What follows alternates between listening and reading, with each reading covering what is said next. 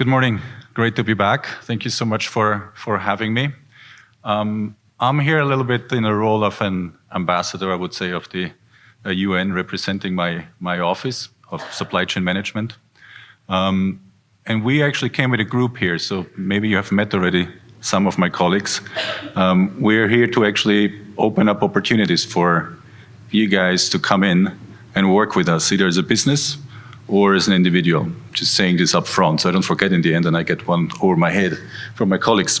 So we'll talk a little bit about how to merge, or how we have merged procurement and logistics to make our supply chains successful. Now, in fact, that merger has happened by the creation of that Office of Supply Chain Management in 2019 as part of the reform process of the United Nations. Now, I'll give you a little bit of a history lesson, because I know you know everything about the UN, but just a little refresher on where we are actually within the organization. We are a big, complex, bureaucratic, and difficult organization, and very political, but it's still fun. 6 main bodies within the United Nations. Security Council and General Assembly is probably those that you know, that you are familiar with. We also have the Economic and Social Council. We have the Trusteeship Council, the International Court of Justice, and the Secretariat. Now, the Secretariat is actually the body where we are embedded. This is a lot of different UN agencies, funds, and programs. They're all members of our big UN family. Some of them are more known than others, WFP, UNICEF, these are the big organizations. But there's also some of the smaller ones that are less known, such as the United Nations Office for Outer Space Affairs. Interesting. Each one of those agencies have their own supply chain. Most of them focus obviously on the programs that they deliver. The World Food Programme focuses obviously on the food distribution. UNICEF focuses on the support of children's health and education and so on. So we are at the Secretariat, and we focus on all the operations of different Secretariat entities globally. Within the UN Secretariat, there's a whole lot of different departments and main offices, and we are one of them, the Department of Operational Support. Now, the Operational Support Department is headed by Undersecretary General Dr. Atul Khare, and we have 5 main offices within that pillar. One of it is supply chain management. Another quite important one that we cooperate well is the Information and Communications Technology Office. Office of Supply Chain Management was established, as I said, in 2019, which was a great success within the organization. In fact, when I was here last time on this stage, we were just created in 2019, after many years of arguing what is more important, procurement and logistics, and eventually we said both is very, very important, and that's why we bring it together under one hat. We had a lot of struggles internally initially, because we were sitting in 2 different departments headed by 2 different undersecretary generals. So it was quite difficult, but now we are together, we are merged, and we are way more successful in how we're doing our business. Now, where do we operate really? What is our area of operations? So currently we have something like 35 different missions globally, and these are either special political missions or peacekeeping missions. The difference is really that peacekeeping missions have usually what we call uniformed personnel component. That means either military observers, or police elements to it. Now, within the 35 missions, we support about 90,000 uniformed personnel and about 14,000 staff and volunteers. And they are spread all over the world, with the main area of operations is within the continent. Since the reform in 2019, we also support operationally some of the other offices away from headquarters, as we call them, and also some of the regional commissions that are located in each of the continents. So why do we actually have UN missions? In the original Charter of the United Nations, in fact, it is embedded that the United Nations shall promote higher standard of living, full employment, and conditions of economic and social progress and development and growth. Now, this is really the basic reason why the UN exists, and missions are really one tool that the United Nations have available to promote this growth and development. So that's the main reason. And in 2015, I believe, it was when the UN and its member states got together and developed the development goals under the UN reform agenda of 2030. So they have even been more highlighted and further broken down into individual tasks. And who are our beneficiaries? Why are we actually doing this? Well, we want to really, make a better life and create security and growth and development for everybody, the entire world population. And missions are there to support those in greatest needs that are not possible or not in a position, in a situation where they can do it by themselves. So that's why under UN mandates, the UN goes there and supports those that need our help, really. So these are just some unfortunate impressions from the areas where we operate. So that makes our supply chains rather difficult, as you can imagine.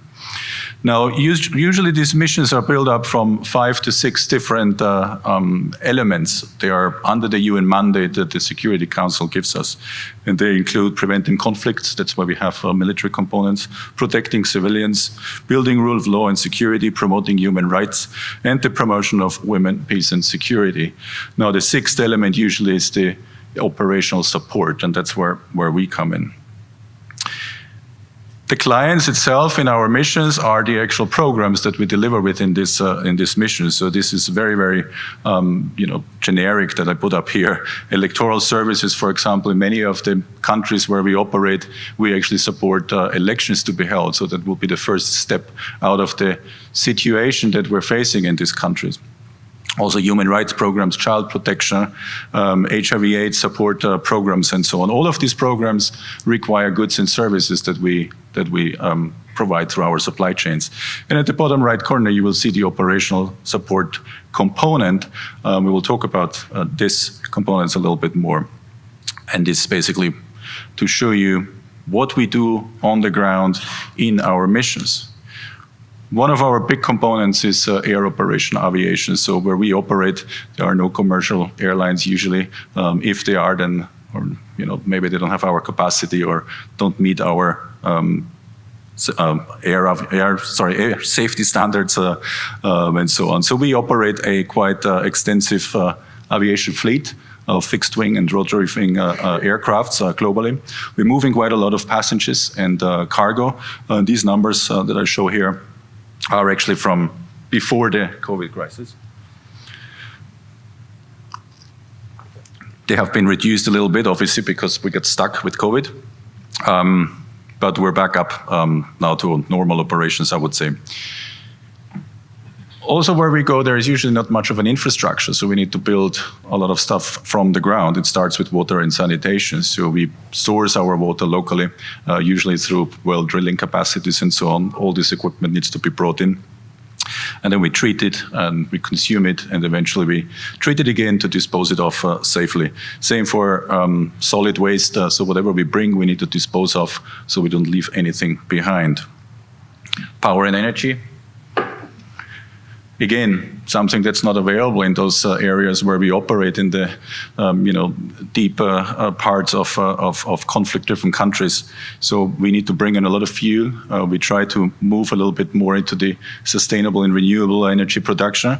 It's difficult, it's slow, but we have set certain targets so that we can improve this. We're only below 10% of energy production through renewables, but that's something that we're very, very interested in working with the commercial industry to improve the situation.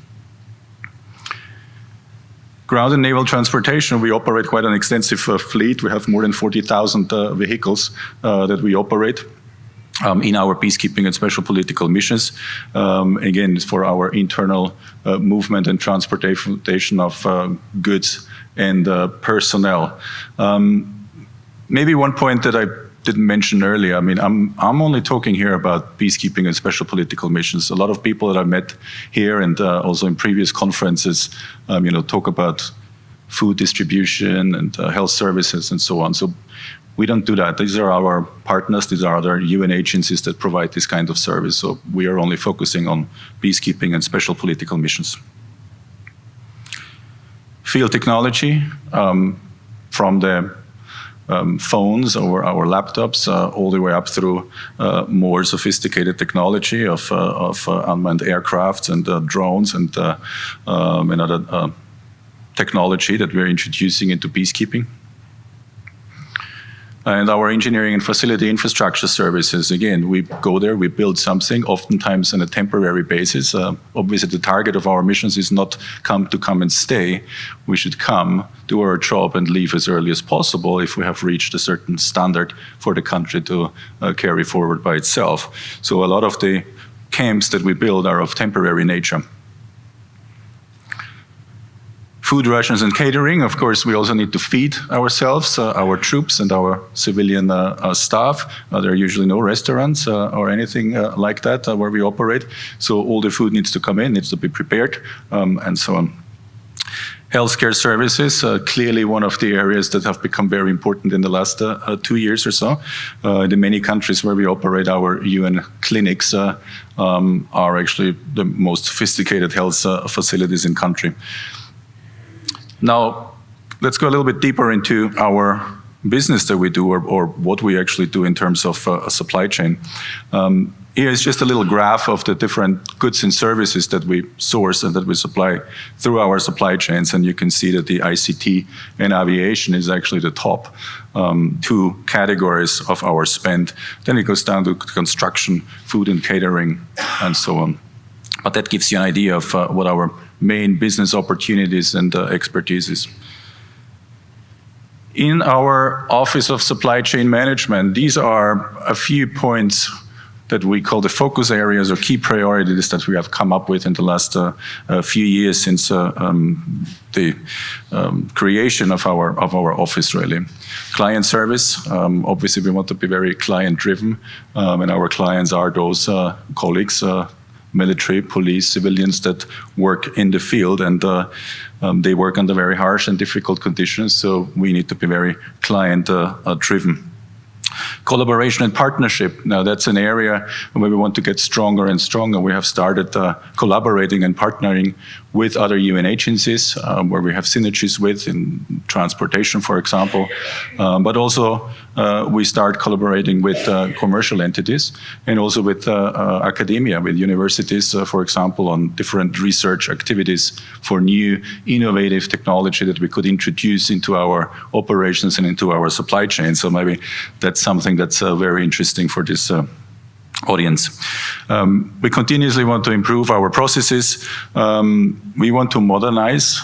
That's something that we're very much involved in the recent year or two, also driven by the need to be more modern. And during the COVID crisis, for example, how can we work better remotely, for example? And sustainable supply chain solutions. So I mentioned already the energy sector, where we have to switch more and better and more effectively into renewable energy. But there's also many other programs that we follow, and I will talk about this a little bit later and give you some examples. So how do we do this? It's not easy because we have a lot to do. So overall, we have adopted a category management approach. As you saw from the different areas of where we get involved, it's almost like building new towns in a short period of time on a temporary basis and operate it, and then eventually liquidate it and remove everything. So it's everything from A to Z. We broke this down into 8 different business areas. As you can see, transportation, facilities, infrastructure, food, corporate support, security, healthcare, ICT, and fuel. So these are our main business areas. Now, these business areas have been further broken down into 40 different categories. And for each of those categories, we have a category lead, we have a category team, and we have developed, or we are developing, category strategies. And each of these strategies includes various solutions for goods and services. So there's a lot of different expertise required. I remember a few years ago when I joined the organization, I had no idea what's going on in there. Like all these different work is going on, all these different supplies are being brought in, all these different services I needed. So, and the longer I'm there, I'm still discovering more and more areas where we actually have a supply chain attached to. So within these 40 categories, there's, again, as you said, more solutions in there and broken down into more subcategories. So, but this is our overall basic approach, our segmentation really into different, more discrete supply chain areas. So why did we actually do this? I think in the past we did more of strategic sourcing, but it always focused more on that one requirement or that one situation rather than on looking into a more analysis of continuous requirements in different environments for different missions. Also, the end-to-end process is way more involved in a category approach rather than in a strategic sourcing approach. And for me, the main area was really, I remember in the past we focused a lot on in our procurement approach and in our technical approach to requirements on the technical performance of our solutions rather than on the supply chain solution. We didn't focus much on how do we actually get our stuff from the suppliers to the mission, and how do we actually build it up, how do we install it, and how do we operate it and maintain it. It was focused on output, technical specifications, and the approach of category management in our teams that consist of logistics experts, procurement experts, technical experts, technology experts that can introduce new innovative solutions into our requirements. That really helped us to improve and get better into our service delivery. We say that we have switched now from delivering goods and services and delivering solutions. That's what our clients really need. I thought I had to put this up there. I think I first heard about VUCA a few years ago when I was here in SAPICS, and it was quite interesting and a new word. I think there hasn't been any presentation this week where VUCA wasn't mentioned in one way or another, so I thought I feel obliged to put it up there as well. For me, it was interesting a few years ago when I first heard this because I feel this is the kind of environment we work in on a daily basis. It has become a bit of a buzzword in the commercial sector, but the areas, the operations that we conduct, the areas where we operate in, it's a daily VUCA world. Yes, there are some big waves that hit us all and that go beyond the area of operations where we are. But in general, I think the way that we are set up and then we conducted our planning for a long time considers all those factors of VUCA. However, since we have moved on into a supply chain approach a few years ago, we're doing the regular demand and source planning like everybody else, and suffering like everybody else in getting our forecasts right. So we are now looking a little bit more into specific scenario planning. But it's also nothing new to us.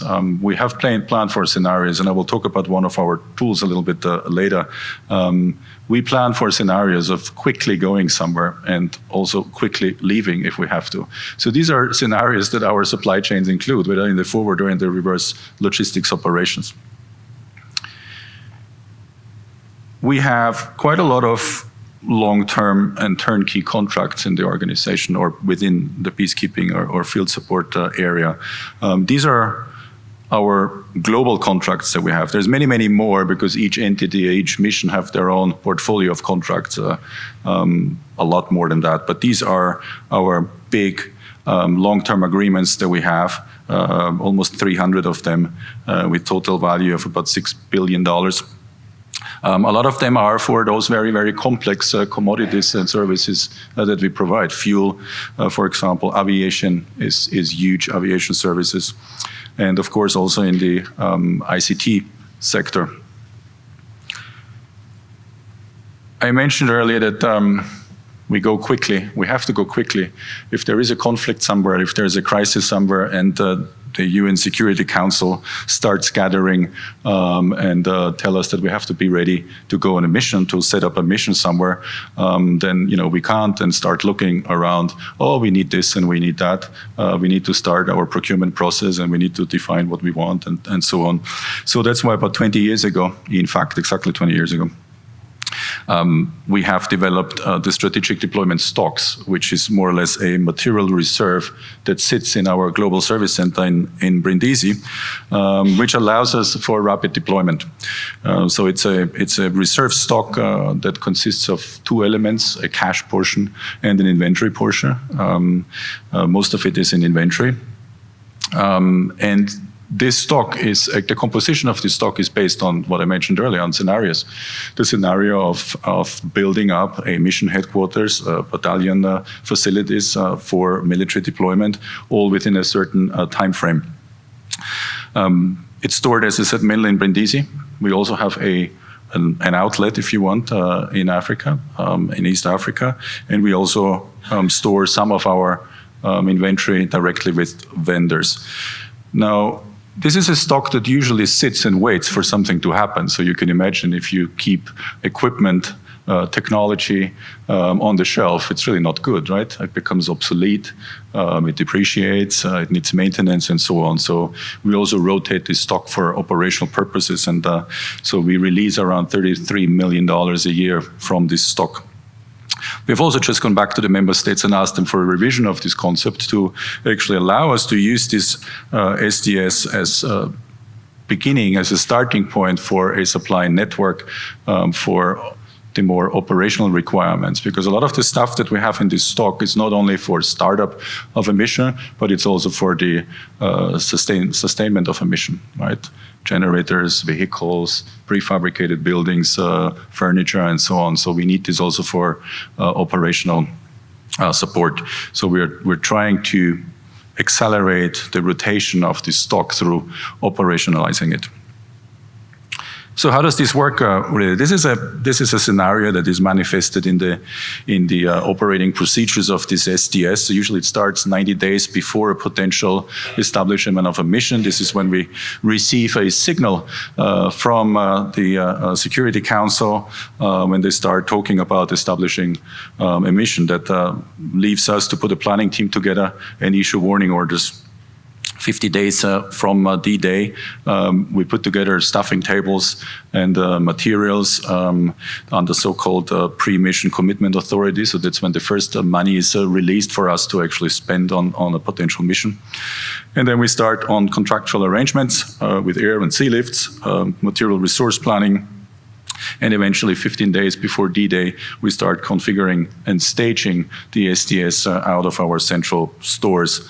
Now, when D-Day hits, this is when our concept of operation kicks in and we start deploying. And this is usually the day when the Security Council mandate is released. So this is really, that's when everybody starts really jumping and running. And then anything after D-Day up to 365 days, this is when we have to fully establish and hand over the mission infrastructure.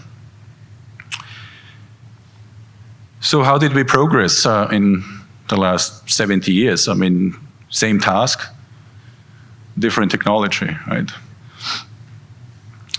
We also have quite a few, and I'm jumping around here a little bit because why I'm here is actually want to show you a few interesting things that we do so that you come and do business with us and work with us. So it may not all be exactly in a sequence. This, I want to mention this LC initiative. That's an initiative that has been driven by the Canadian government and we started collaborating with them. This is really to attract more female colleagues into field operations. Until 10 years ago, we had about 6% female staff in mission, and that includes military, police, and civilian staff. So this initiative helps us to attract more female staff, to look at all sorts of things, how to make females more comfortable in field environments, right? Circularity, again, another of those words that we have heard in every single presentation, so we don't want to be left behind. So we're also looking into circularity in the UN, and we have bent our linear processes of planning and sourcing and delivering a little bit around, and we have created this workflow of how we operate in the supply chain in the UN, just to give you an idea. And this is one of the programs that we actually rolling out under circularity. We called it the 3R program: return, refurbish, and reuse. It's basically meant in a first stage for high acquisition value equipment with low utilization. Now, what is that? Give you example. For example, very expensive fire trucks. You know, we operate our own fire units in missions, and these fire trucks, they cost like $800,000 or $1 million. So high acquisition value, but low utilization, hopefully. We don't want to use our fire trucks, but they still depreciate and they still, you know, corrode under the harsh weather where we operate. And rather than disposing them off, the plan is to actually return them, bring them back to a central hub, refurbish them, and then eventually reintroduce them into a second life cycle. So basically, we're giving our assets a second life and possibly even a third one. Now, there's a lot of strategies and guidance and so on within the organization. As I said, we're very bureaucratic, so we have different strategies, data strategy and technologies and digital transformation and so on. So, you know, again, that's big on our agenda. We're getting into this. We have a few very interesting projects, and I'll show you one of them, which we call the Smart Camp. So imagine a military camp that is managed through a digital twin, through an IoT kind of approach, where all of our equipment is interlinked through sensors and RFID and all sorts of interesting gadgets. And I will show you a little video on this one. I hope we have sound.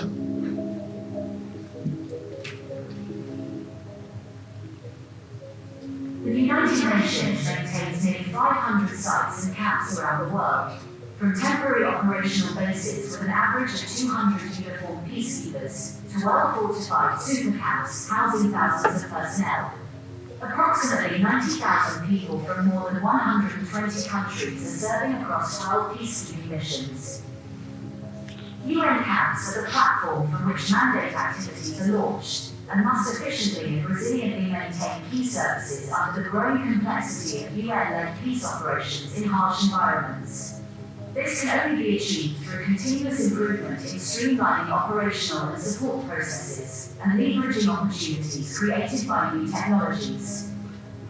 In a joint effort between the Office of Supply Chain Management and the Office of Information and Communications Technology, along with the support of member states, the UN Global Service Centre is spearheading an initiative centred on UN camps to enable smart, end-to-end service delivery. This will facilitate agile planning, management, and decision-making, enhance safety and security, optimize healthcare, minimize the mission environmental footprint, and improve day-to-day life for camp residents and guests. With this objective in mind, our UN Smart Camp Proof of Concept, funded by the Peace Development Fund, was introduced in 2020. Available smart technologies were tested in UNGSC's Green Village, and a workshop was organised around environment and supply chain categories. The workshop invited representatives from UNHQ, field missions, and UNGSC, and sought to identify service delivery synergies. The basic concepts of a UN Smart Camp were defined, and over 60 related initiatives were identified with the potential to be incorporated into a Smart Camp. The field remote infrastructure monitoring and the electronic fuel management system integration was immediately addressed, resulting in remote fuel data collection and automation. The Smart Camp concept continued to gain traction within the Department of Operational Support and with member states, with the theme becoming part of the 2021 Peacekeeping Ministerial Conference in Seoul, Korea.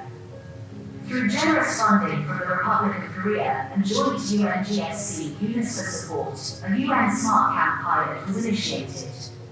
Smart Camp 1.0 will incorporate several key initiatives identified in the workshop and concentrate all available automated infrastructure management and monitoring technologies in Dukra Camp in Abyei. The pilot will include the automation of functions such as generator refueling and pump operation for irrigation and sump pumping, which are critical for UNISPA. Another focus area is automated reporting, where data will flow directly from connected systems to provide real-time reports and increase data reliability. In support of engineering and field technology planning, a DuPRA-CAM 3D model is being developed using UAV drone imagery. This digital twin will allow the use of various applications related to extended reality.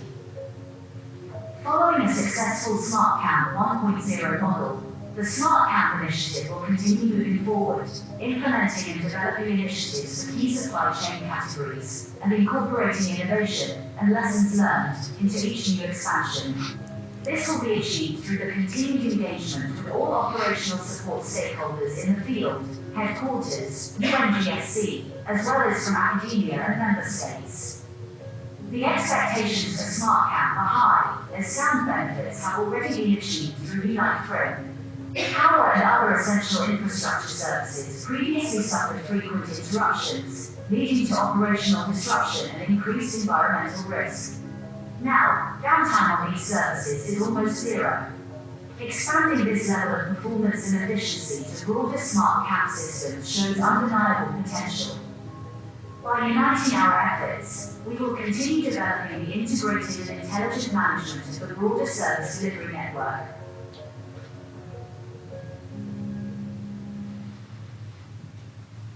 All right, pretty cool stuff, huh? Now, we're also embarking on another smart project, and it's our smart warehouse. We do have quite some issues with our inaccuracies in our warehouse. I don't know if anybody's familiar with this problem. So that's something that we're trying to overcome through different technologies. We want to introduce mobile warehouse applications, for example, and I saw very nice products out there, so maybe that's something for us to look into. So that's the first step in our smart warehouse projects, but we're also looking into RFID technology, for example, in a more automated verification and in cycle counting systems and so on. So that's an interesting project that we are embarking on. Now, very quickly, I go through some more of the prominent issues. So what did we do actually during the pandemic? And we put this together in 4 different areas where we came to support our colleagues in the field.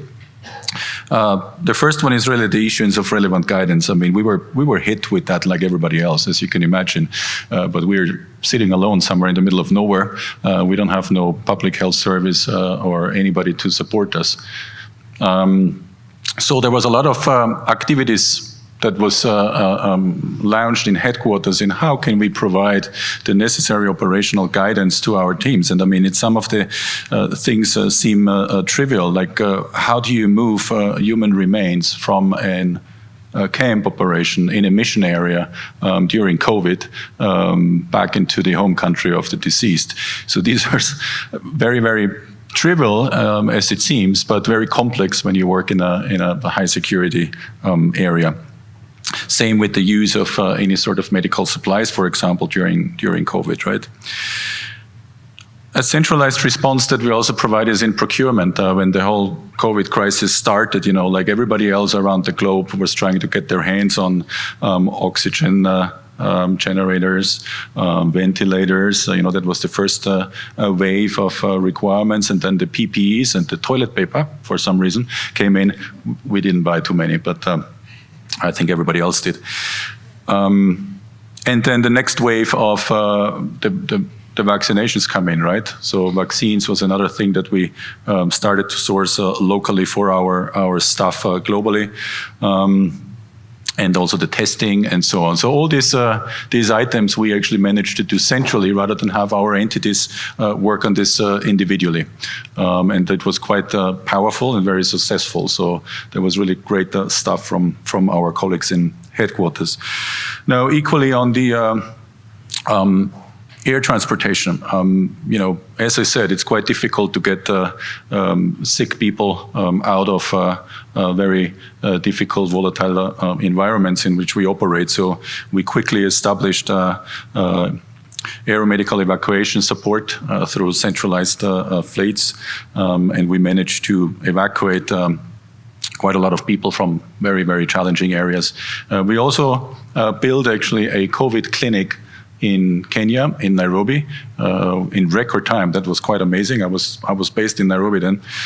So within 6 months, we built a 120-bed ICU facility in Nairobi that became the hub for all medevac colleagues from different missions. The vaccine support, as I mentioned, in 2021, DOS launched a UN system-wide COVID vaccination program with the support of some member states. So, government of India and China each donated vaccines to us, which were then centrally stored in Copenhagen in cooperation with UNICEF. You know, UNICEF was the global service provider under the COVAX initiative. And we established a system in 70 different countries where we delivered vaccinations to. I just wanted to bring that up. That's quite interesting to show you the impact on COVID on us. As I mentioned earlier, we have somewhere between 80 and 90,000 troops in our missions, and they need to rotate. They don't stay there forever, right? I mean, even the soldiers deserve a rotation and leave. So there's a lot of air operations. That's why we have our aviation contracts. And when COVID hit, suddenly, you know, all the borders were closed, airports were closed, ports were closed. So suddenly we had to rearrange this. So this was a bit of a logistical nightmare for our movement control colleagues in headquarters. But eventually they managed this all in 2020. My last point, really, because I'm running out of time, is again something that is on the news every day. Ukraine. We've been asked many times. So, what are you doing in Ukraine? Well, so far we just provide very, very specialized support to them because there is no peacekeeping mission, right? There's also no political mission that we will usually support. However, under the reform process and the collaboration with other UN entities, we did provide rapid support to UN entities that are based in Ukraine. So on 24th February, when the so-called invasion began, we started preparing quite a lot of our items that we have available in our strategic stock. And within a few days, we were actually on the road. So we sent a team of 25 or 26 people all the way from southern Italy, where we are based, all the way through half of Europe into Lviv, into western Ukraine, to provide armored vehicles and body armors and communication equipment and alike to our UN colleagues that are based in Ukraine to perform their operations. I wish I could talk more, but I've been given the signal that it's time for me to leave. So I hope you enjoyed a little bit this overview of what OSCM is doing, what the UN is doing. And please come and talk to us and do business with us and work with us. Thank you so much.